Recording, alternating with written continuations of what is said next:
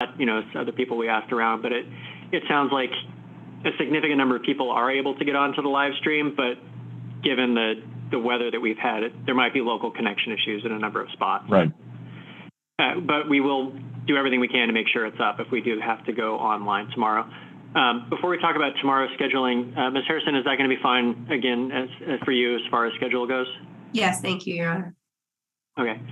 My thought for tomorrow is, and I hate to push things back more since we're essentially losing a trial day, but my thought was for tomorrow to start at 9:30.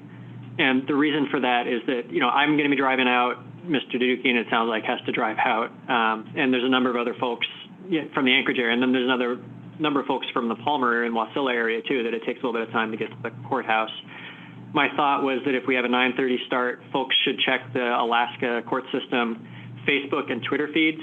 The website doesn't get updated very quickly, just the traditional one. But if you check those accounts, those do get updated very quickly as things go out. So we should know tomorrow morning with sufficient time before folks start heading to the courthouse, if you check those feeds to see whether things are open or closed. That's at least going to be the most current information. Mr. Miller, I agree. I was fortunate. I got a call also while I was on the drive out. The court system was closing out in Palmer. And, I sympathize. It's tough for anyone that has to make those calls, given the information. You hate to close a system, especially as important as the court system, but we also have to respect people's safety and their need to get out there. And so it's not just litigants, it's court staff. So we'll try and be in person tomorrow. We'll go for a 9:30 start tomorrow if that works for the parties. That should give folks a chance to check the website, either the Facebook or the Twitter feeds. And even if you don't have a Facebook or a Twitter account, I'm told that if you just go to the Alaska Court System website and you click on those links, you don't need an account. The information for them will at least pop up. So that should be able to give people good information about whether the courthouse is closed or not. But if it is closed, we're going to get started at 9:30, and we're going to have to go forward one way or another with the Zoom.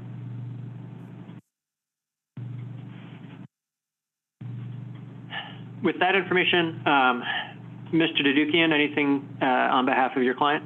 No, Your Honor. Ms. Harrison? No, thank you, Your Honor. All right. Mr. Miller? No, Judge. I mean, it's my understanding that we just have still Mr. Lewis tomorrow.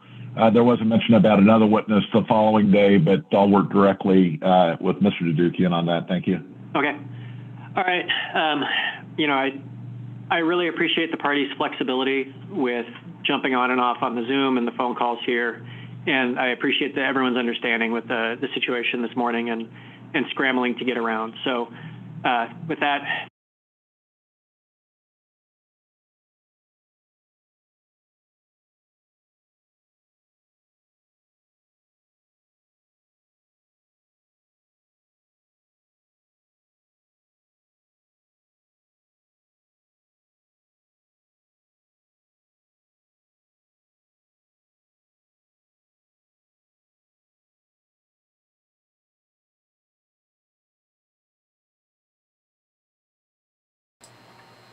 Well, that was short, sweet, and quick on their parts right there.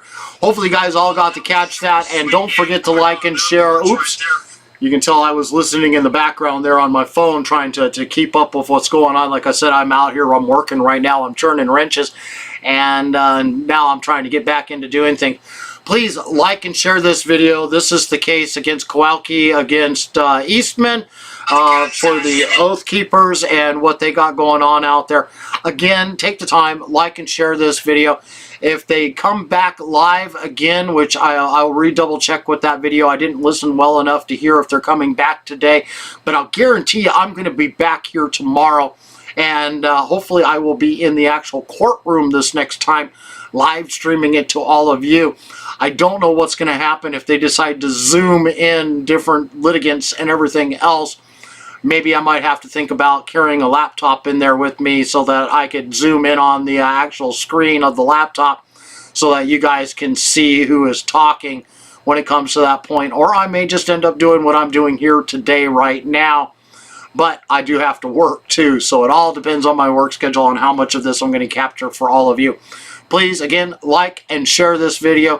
Thank you all for tuning in for part 2. If there is a part 3, like I said, I will definitely let you know. And we will go from there. Thank you guys all for being here today. Again, please like, share, go to our website at politadick.com, click that support button. Your proceeds made this video here possible. Go to YouTube and Rumble, like and subscribe to us there.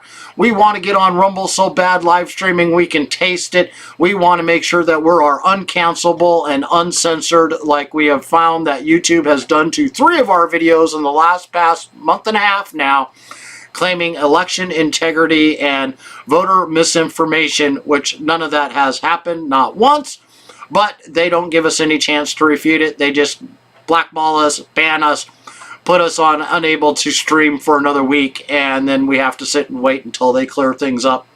Only 1 out of the 3 that they have put the dispute on the past month and a half has lost. And I've only lost 1 of them, but it takes 3 to 4 days to clear it up, and by then it's too late for the video that I was streaming anyways. Again, thank you all guys for being here today. Like and share this video, and we will see you all here the next time.